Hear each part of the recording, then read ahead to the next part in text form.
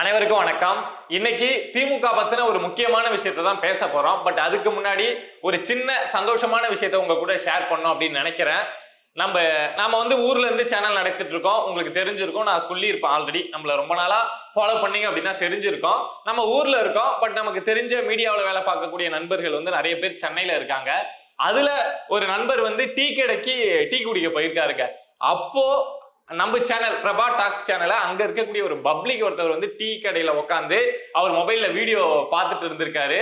அதை பார்த்து நம்ம நண்பர் வந்து ரொம்ப சந்தோஷப்பட்டு நமக்கு அதை ஷேர் பண்ணணும் அப்படின்னு சொல்லிட்டு அந்த நபருக்கு தெரியாம அவருக்கு பின்பக்கத்துல இருந்து அதை ஒரு போட்டோ எடுத்து நமக்கு அமுச்சு விட்டு இருந்தாரு. பாரா, அவனுடைய சேனலை எங்க சென்னையில இருக்கக்கூடிய ஒரு பொதுமக்கள் பாக்குறாங்க அப்படின்னு சொல்லிட்டு பாக்குறதுக்கு எனக்கு ரொம்ப சந்தோஷமா இருந்துச்சு. உங்களுக்கும் சந்தோஷமா இருக்கும் அப்படின்னு நம்புறேன். வாங்க சேர்ந்து டிராவல் பண்ணுவோம், பெருசா ஜெயிப்போம். உங்களுடைய ஆதரவுக்கு ரொம்ப நன்றி.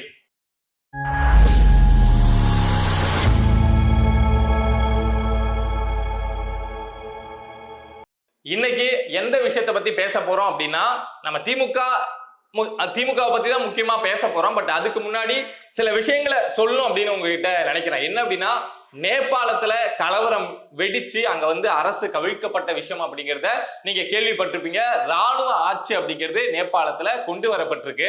பட் அதுக்கு முக்கிய காரணம் என்ன அப்படிங்கிறத நம்ம தெரிஞ்சுக்கணும். அப்பதான் நம்ம திமுக பத்தி இங்க பேசுறதுக்கு அது கரெக்டா இருக்கும் அப்படின்னு வைங்களேன். ரெண்டும் மேட்ச் ஆகி போகும் அப்படின்னு வைங்களேன். நேபாளத்துல எப்படி ஆரம்பத்துல இந்த கலவரம் வெடிக்குது அப்படின்னா, அங்க வந்து யூஸ்வலா அந்த ஆட்சி அப்படிங்கிறது எப்படி இருந்திருக்கு அப்படின்னா, இங்க திமுக ஆட்சி எப்படி இருக்கோ அதே மாதிரியான ஆட்சி தான் நேபாளத்திலயும் இருந்திருக்கு. என்ன அப்படின்னா, ஊழல், எக்கச்சக்கமான ஊழல். அதாவது திமுக இங்க எந்த அளவுக்கு சுரண்டி கொள்ளடிக்கிறாங்க, சோ அந்த அளவுக்கு அங்க நேபாளத்துல இருக்கக்கூடிய அரசு வந்து மக்கள் வரிப்பணத்தை சுரண்டி கொள்ளடிக்கிற வேலை அப்படிங்கிறத செஞ்சிருக்காங்க. அடுத்து பார்த்தோம் அப்படின்னா வேலையின்மை. அங்க இருக்கக்கூடிய இளைஞர்களுக்கு வேலை கிடையாது, படிச்சாலும் வேலை கிடையாது. எப்படி இப்ப தமிழ்நாட்டுல வந்து ஒரு 100% பேர் படிச்சிருக்கோம், அந்த படிச்சதுல 100% பேர் இருக்கும் அப்படின்னா 80% பேர் வேலை இல்லாம அப்படித்தானே சுத்திட்டு இருக்கோம். சோ அதே மாதிரி வேலையின்மை அப்படிங்கிறது நேபாளத்துல பெரிய அளவுல இருந்திருக்கு. அடுத்ததா பார்த்தோம் அப்படின்னா, நம்ம வாரிசு அரசியலுங்க. தொடர்ச்சியா வந்து அவங்க வாரிசே வந்து அந்த பொறுப்புக்கு வர்றது, பிரதமர் ஆகிறதோ இல்ல அடுத்தடுத்த பதவிகள் இருக்கும்ல, அதுல யாரு பார்த்தாலும் அவங்க குடும்பத்தை சேர்ந்த அவங்களுக்குள்ளேயே வாரிசு அரசியல் அப்படிங்கிறது பெரிய அளவுல இருந்திருக்கு. சோ இதனால அங்க அந்த அரசு மேல மக்களுக்கு வந்து பெரிய அதிருப்தி அப்படிங்கிறது இருந்திருக்கு. இப்போ நம்ம திமுக அரசு மேல வந்து அதிருப்தி ஏற்பட்டது அப்படின்னா, ட்விட்டர்ல வந்து இதை மாதிரி ஏதாவது போடுறோம், இல்ல ஏதாவது ஃபேஸ்புக் இன்ஸ்டாவில் ஏதாவது வீடியோ ஷேர் பண்றோம்ல, உடனடியா என்ன பண்றாங்க, திமுக அரசு வந்து வீடு தேடி வந்து அவங்களை கைது பண்றாங்கல்ல. எங்க ஆட்சியவே தப்பா பேசுறீங்களா, எங்க வாரிசு அரசியலை பத்தி நீங்க தப்பா பேசுறீங்களா, எங்க ஊழலை பத்தி நீங்க வெளியில கொண்டு வரீங்களா அப்படின்னு சொல்லிட்டு கைது பண்றாங்கல்ல. சோ அதே மாதிரியே நேபாளத்திலயும் நடந்திருக்கு. அங்க இருக்கக்கூடிய யாரெல்லாம் பொதுமக்கள் வந்து அந்த அரசுக்கு எதிராக, அரசுல ஊழல் இருக்கு, வேலையின்மை இருக்கு, வாரிசு அரசியல் நடக்குது, ஒட்டுமொத்த நாடும் 5 கோடி மக்கள் வாழக்கூடிய ஒட்டுமொத்த நேபாளமும் ஒரு குழப்பத்துல இருந்த சூழல்ல நீங்க 4 பேர் போஸ்ட் போட்டா கைது பண்ணுவீங்க, 4000 பேர் போட்டா 40,000 பேர் நாங்க போஸ்ட் போட்டோம் அப்படின்னா என்ன பண்ணுவீங்க அப்படின்னு சொல்லிட்டு அங்க இருக்கக்கூடிய மக்கள் எல்லாமே என்ன பண்ணிருக்காங்க அப்படின்னா, அரசுக்கு எதிராக வந்து சோசியல் மீடியாவில் நிறைய விமர்சனங்களை வைக்கிறது, அதை மாதிரி வந்து எழுத ஆரம்பிச்சிருக்காங்க. ஸோ அரசு தரப்புல இருந்து நீதிமன்றத்துக்கு போறாங்க. இதை மாதிரி அரசுக்கு எதிராக வந்து இங்க இருக்கக்கூடிய மக்கள் எல்லாம் வந்து தவறான கருத்துக்களை போட்டுட்டு இருக்காங்க அப்படின்னு சொல்லிட்டு நீதிமன்றத்துக்கு போறாங்க. நீதிமன்றம் என்ன சொல்லுது அப்படின்னா, இந்த சோசியல் மீடியா இருக்குல்ல, இந்த பிளாட்ஃபார்ம்ல வந்து ஒரு திருத்தம், ஒரு கட்டுப்பாடு வேணும், அதை அரசு கொண்டு வரலாம் அப்படிங்கிற உத்தரவை நீதிமன்றம் கொடுக்குறாங்க. அதை பயன்படுத்திட்டு நீதிமன்றம் சொன்னது என்ன அப்படின்னா, இந்த விஷயத்துல ஒரு கட்டுப்பாடு வேணும் இந்த சோசியல் மீடியாவில் அப்படிங்கிறதா சொல்றாங்க. பட் அங்க இருக்கக்கூடிய அரசு என்ன பண்றாங்க அப்படின்னா, அந்த நிறுவனங்கள்ட்ட எல்லாம் பேசுறாங்க, ஃபேஸ்புக், இன்ஸ்டா இல்ல வாட்ஸ்அப் இதை மாதிரி இருக்காங்கல்ல, அவங்களுடைய நிறுவனத்திட்ட பேசுறாங்க. என்ன அப்படின்னா, எங்க நாட்டுல இருந்து யாராவது ஏதாவது ஒரு போஸ்ட் போடுறாங்க அப்படின்னா அது வந்து ஃபர்ஸ்ட் நீங்க ரிசீவ் பண்ணி எங்களுக்கு அனுப்பணும், எங்களுக்கு அனுப்பிச்சு அது வந்து எங்க அரசுக்கு எதிராக இல்லாம இருந்தா நாங்க ஓகே பண்ணா மட்டும்தான் நீங்க வந்து அதை பப்ளிஷே பண்ணும் அப்படிங்கிற மாதிரி அந்த நிறுவனத்துக்கிட்ட பேச்சுவார்த்தை நடத்துறாங்க. பட் இந்த வாட்ஸ்அப், ஃபேஸ்புக், இன்ஸ்டா போன்ற நிறுவனம்லாம் அப்படிலாம் பண்ண முடியாது, நீ என்ன பண்ண முடியுமோ பண்ணிட்டு போ அப்படின்னு சொல்லிட்டாங்க. ஸோ அதனால நேபாள அரசு என்ன பண்றாங்க அப்படின்னா, மொத்தம் ஒரு 26 சோசியல் மீடியா அப்ளிகேஷனை அந்த நாட்டில் தடை பண்றாங்க. இப்போ வந்து ஒரு 2-3 மட்டும்தான் அங்க பயன்பாட்டில் இருக்கு அப்படின்னு வைங்களேன். ஸோ ஆல்ரெடி அங்க இருக்கக்கூடிய மக்கள் வந்து அரசு மேல செம்ம காண்டு, செம்ம கோவம், எப்படா இந்த அரசு இல்லாம போகும் அப்படின்னு நினைச்சிட்டு இருந்தாங்க. ஸோ இவங்க இந்த சோசியல் மீடியா அப்ளிகேஷன் 26 அப்ளிகேஷனை தடை பண்ணதும் அங்க ஜென்சி அப்படின்னு சொல்லப்படக்கூடிய இந்த இளைய தலைமுறையை சேர்ந்த இளைஞர்கள் எல்லாம் பெரிய அளவுல போராட்டம் அப்படிங்கிறத நடத்த ஆரம்பிக்கிறாங்க. போராட்டத்துக்கு யாரும் வந்து இவர்தான் தலைவர், இவர்தான் லீடர் அப்படின்லாம் கிடையாது. அப்படியே ஒரு தன்னெழுச்சியா அந்த ஜென்சி அமைப்பை சேர்ந்த அந்த இளைய தலைமுறை, அந்த 20 வயசு 25 வயசு 15 வயசுல இருந்து 30 வயசுக்குள்ளன்னு சொல்றாங்க. சோ அவங்க எல்லாம் அரசுக்கு எதிராக போராட்டம் அப்படிங்கிறத நடத்த ஆரம்பிச்சு அது கலவரமா மாறுது. அரசு தரப்புல இருந்து ஃபர்ஸ்ட் வந்து ஒரு 20 பேரை வந்து சுட்டு கொல்றாங்க. கொன்னா இந்த கலவரம் கலைஞ்சிரும், இவங்க எல்லாம் பயந்து போயிடுவாங்க அப்படின்னு. ஆனா அரசு அவங்களை எதிர்த்து ஃபைட் பண்ண இந்த சின்னதா இருந்த இந்த கலவரம் அப்படிங்கிறது பெரிய அளவுல போராட்டமா வெடிச்சு அங்க இருக்கக்கூடிய பிரதமர் வீடு எரிக்கப்படுது, ஜனாதிபதி வீடு எரிக்கப்படுது. அரசோட கண்ட்ரோலை மீறி அங்க போராட்டம் அப்படிங்கிறது வெடிக்குது. சோ வேற வழியே இல்லாம அங்க இருக்கக்கூடிய பிரதமரும் ஜனாதிபதியும் பதவி விலகுறாங்க. சோ அரசு கவிழ்க்கப்படுது. அதுக்கப்புறம் நேபாளத்துல ராணுவ ஆட்சி அப்படிங்கிறது கொண்டு வரப்பட்டு இப்ப ராணுவ ஆட்சி அப்படிங்கிறது நடந்துட்டு இருக்கு. இதை ஏன்பா இந்த ஸ்டோரி ஏன்பா நம்ம கிட்ட சொல்லிட்டு இருக்கு அப்படின்னா, அந்த பேட்டர்ன், அது நடந்த அந்த பேட்டர்ன்லாம் யோசிச்சு பாருங்களேன். தமிழ்நாட்டுல என்ன நடக்குது, இப்ப நேபாளத்துல நடந்த அந்த பேட்டர்னை நீங்க தமிழ்நாட்டுல ஒரு ஸ்டேட்ல பொருத்தி பார்க்கணும் அப்படின்னா கண்டிப்பா தமிழ்நாட்டுல அப்படியே 100% பொருத்தி பார்க்கலாம். எல்லா ஸ்டேட்லயும் ஊழல் இருக்கும். ஆனா இந்தியாவிலேயே ஊழல் அதிகமான மாநிலம், பேர் போன மாநிலம், அதுவும் பேர் போன கட்சி அப்படின்னு பாத்தீங்கன்னா திமுகவை தான் நீங்க கொண்டு வந்து முன்னாடி நிறுத்துவீங்க. உங்க நினைவுக்கு அதுதான் வரும்.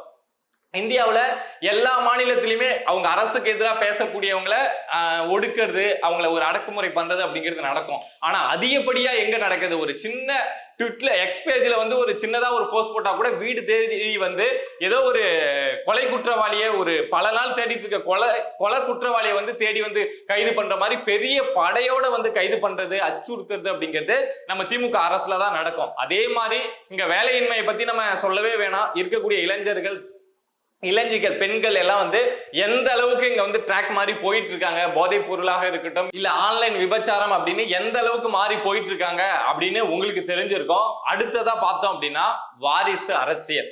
நேபாளத்துல இருந்த எல்லா பொருத்தமும் இங்க இருக்குங்களா? தமிழ்நாட்டுல வாரிசு அரசியல் இல்லையா? நீங்களே உங்களுக்கே புரிஞ்சுருக்கும். ஏன்னா இங்க வாரிசு அரசியலை பத்தி நம்ம திரும்ப திரும்ப பேச தேவையில்ல. திமுகவை பொறுத்த வரைக்கும் ஒரு கட்சி இருக்குன்னா வாரிசு அரசியல் அப்படிங்கிறது சில இடங்கள்ல வந்து தலைமையில மட்டும் இருக்குங்க.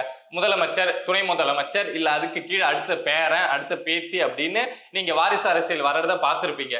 ஆனா அது நிறைய மாநிலத்துல தமிழ்நாட்டுல இருக்கும். பட் தமிழ்நாட்டுல என்ன ஒரு ஸ்பெஷல் அப்படின்னா, இங்க முதலமைச்சர்னா அந்த முதலமைச்சர் குடும்பம் அதுக்குள்ளேயே சுத்தி வந்துருவாங்க. இங்க ஒரு எம்எல்ஏன்னா அந்த எம்எல்ஏ அந்த குடும்பமே சுத்தி வந்துருவாங்க. இங்க ஒரு அமைச்சர் அப்படின்னா அடுத்தடுத்து அந்த கட்சி ஆட்சிக்கு வருதுன்னா அந்த அமைச்சர் அந்த பொறுப்புக்குள்ளேயே சுத்தி வந்துருவாங்க. எங்க நீங்க வந்து ஒரு மாவட்ட செயலாளர், கிளை செயலாளர்ல இருந்து ஒரு முதலமைச்சர் வரைக்கும் வாரிசு அரசியல் இருக்கு அப்படின்னா அது திமுகவுல தான் இருக்க முடியும். இங்க கே நேரு இருக்காருன்னா அவங்க மகன் வந்து அருண் நேரு வருவாரு. இங்க துரைமுருகன் இருக்காருன்னா அவங்க மகன் வந்து கதிரானந்த் வந்து உள்ள எப்படியா இருந்தாலும் வந்துருவாரு. இங்க டிஆர் பாலு இருக்காருன்னா இங்க டிஆர்பி ராஜா வந்துருவாரு. இங்க பொன்முடி இருக்காருன்னா பொன்முடி மகன் வந்து கௌதம் சிகாமணியோ இல்ல இன்னொரு மகனோ ஏதோ இத மாதிரி தமிழ்நாட்டுல ஒட்டு மொத்தமா இந்த வாரிசு, இப்ப திமுகவுடைய அந்த ட்ரீ இருக்கும்ல, அதை நீங்க பிரிச்சு எடுத்தீங்க அப்படின்னாவே முழுசா வாரிசு அரசியல் தான் இருக்கும். சோ அப்படி இங்க திமுக இவ்வளவு மோசமான ஒரு விஷயங்களை நாம நேபாளத்தை கூட கம்பேர் பண்ணி பாக்குறப்போ அங்க விட இங்க வந்து இந்த வாரிசு அரசியல் ஊழல் வந்து எல்லாமே அதிகமா தான் இருக்கும். ஆனா அங்க அந்த நேபாள மக்கள் வந்து ஒரு கட்டத்துல கோவப்பட்டு இனிமே நமக்கு இந்த ஆட்சி வேணாம், நாம எதுவா இருந்தாலும் பிரச்சனையா இருந்தாலும் ஃபேஸ் பண்ணி பார்ப்போம், இந்த ஆட்சி கீழே வாழ முடியாது அப்படின்னு ஒரு முடிவு எடுத்து ஒரு பெரிய எழுச்சியவே கொண்டு வந்து ஆட்சியவே கவிழ்த்திருக்காங்க.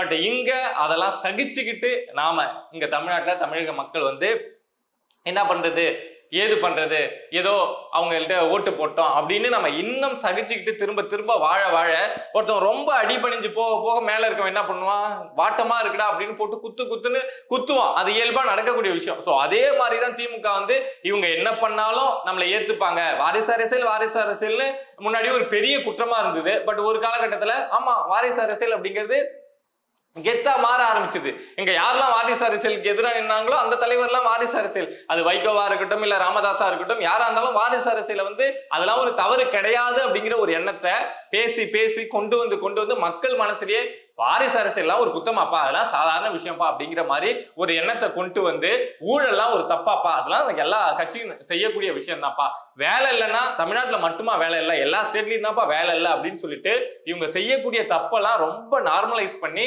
நம்மளுடைய மைண்டை வந்து அதுக்கு பழக்கப்படுத்திட்டதுனால நாம இந்த அரசு வேணாம், இந்த அரசை கவிழ்க்கணும், இந்த அரசு நமக்கு தேவையில்லாத அரசு அப்படிங்கிற எண்ணத்துக்கு போறதே கிடையாது. பட் நேபாளத்துல இருக்கக்கூடிய மக்களுக்கு இதெல்லாம் தெரிஞ்சிருக்கு. இத மாதிரி ஒரு அரசு போயிட்டு இருக்கு அப்படின்னா எதிர்காலம் என்ன ஆகும், அவங்களுடைய குழந்தைங்க, அவங்களுடைய பிள்ளைங்க, அவங்களுடைய லைஃப்லாம் என்ன ஆகும் அப்படின்னு புரிஞ்சு இப்போ ஒரு பெரிய இது அப்படிங்கறத கொண்டு வந்திருக்காங்க. அதுக்காக தமிழ்நாட்டுல நம்ம என்ன அப்படியே பண்ண சொல்றோம் அப்படின்னா அப்படி கிடையாது. ஆனா 26 தேர்தல் அப்படிங்கிறது ஒரு விஷயம் வருது இல்ல, அங்க நம்ம யாருக்கு ஓட்டு போடுறோம் அப்படிங்கிற ஒரு விஷயம் இருக்குல்ல. ஒவ்வொரு முறையுமா நம்ம ஓட்டு போட்டுட்டு அதுக்கப்புறம் வந்து ஐயோ இவங்களுக்கு ஓட்டு போட்டோம், தெரியாம ஓட்டு போட்டோம் அப்படின்னு ஃபீல் பண்ண முடியும். சோ இப்பவே நாம நம்மள சுத்தி என்ன நடக்குது, என்ன போயிட்டு இருக்கு அப்படிங்கிற விஷயத்த தெளிவா புரிஞ்சுக்கணும். சாதாரண நபர் வந்து ஒரு கூலி தொழிலாளி வந்து எந்த கட்சியில எம்எல்ஏவா ஆக முடியும், எந்த கட்சியில ஒரு கிளை செயலாளர் நம்ம உதாரணத்துக்கு எடுக்கணும் அப்படின்னா அதிமுகவுல கிளை செயலாளரா தன்னுடைய பயணத்தை தொடங்கின எடப்பாடி பழனிசாமி 4 வருஷம் முதலமைச்சரா இருந்திருக்காங்க. இது எந்த கட்சியில சாத்தியம்? அதிமுகவுல இது சாத்தியமா இருக்கு. ஒரு கிளை செயலாளர் ஒரு சிஎம் அப்படிங்கிறத யாராலையும் கற்பனை கூட செஞ்சே பார்க்க முடியாது ஒரு அரசியல் வரலாற்றுல. அது ரொம்ப அவ்வளவு கடினமான விஷயம். அதுவும் தமிழ்நாட்டுல பார்த்தோம் அப்படின்னா ரொம்ப கடினமான விஷயம். ஒரே ஒரு நிமிஷம் நின்று நிதானமா யோசிச்சுட்டு நாம இங்க இருக்கக்கூடிய கெட்ட விஷயங்கள்லாம் நல்ல விஷயங்கள் மாதிரி அதுக்கு பழக்கப்பட்டதுனால அதெல்லாம் நல்ல விஷயம், அதெல்லாம் ஒரு சாதாரணம், இங்க இதெல்லாம் சாதாரண விஷயம் அப்படிங்கிற மாதிரி ஏத்துக்கிட்டோம். கொஞ்சம் அந்த பிரச்சனைகள் அதெல்லாம் விட்டு தள்ளி நின்று இது எவ்வளவு பெரிய பிரச்சனை, ஊழல் அப்படிங்கிறது எவ்வளவு பெரிய பிரச்சனை, வேலையின்மை அப்படிங்கிறது இந்த சமூகத்துல எவ்வளவு பெரிய குற்ற சம்பவங்களை உருவாக்கும், இங்க நடக்கக்கூடிய போதைப் பொருள் வந்து இந்த சமூகத்தை, இந்த தமிழ்நாட்டை எந்த அளவுக்கு மோசமா கொண்டு போகும், ஒரு வாரிசு அரசியல் நடக்குது அப்படின்னா அது நாளைக்கு இந்த ஒட்டுமொத்த தமிழ்நாட்டையே அந்த கட்சி தான் அப்படிங்கிற நிலைமைக்கு கொண்டு போகும் அப்படிங்கிற விஷயத்தெல்லாம் தள்ளி நின்று யோசிச்சோம் அப்படின்னா அது எவ்வளவு பெரிய பிரச்சனை அப்படின்னு நமக்கே புரிய வரும். நேபாள மக்களுக்கு அது புரிஞ்சிடுச்சு. பட் தமிழ்நாட்டு மக்களுக்கு அது புரியுதா இல்லையா அப்படின்னு நம்ம 2026 பொறுத்திருந்து தான் பார்க்கணும். நன்றி.